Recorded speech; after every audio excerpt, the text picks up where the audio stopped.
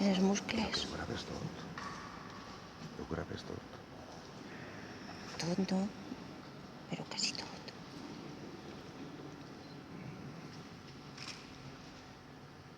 Lectura de la carta a los Hebreos.